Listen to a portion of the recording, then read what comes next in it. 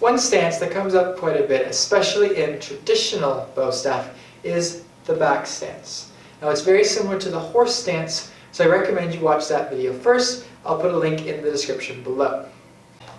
We're going to start by going into a horse stance position. From here, if I want to do a back stance towards my left, I'm going to keep my shoulders facing the camera, but I'm going to turn my left foot to my target. My left toes are now facing the left here. My back foot is going to stay where it is, but I'm going to bend my right knee so that more weight is now on my right foot than my left. This is the back stance.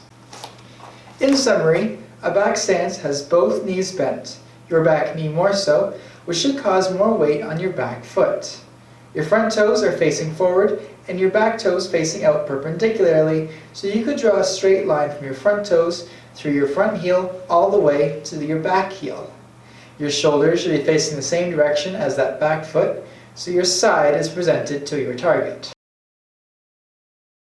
Also to note, unlike your front stance, everything is in a straight line here. There's no width. You can draw that line straight through both feet.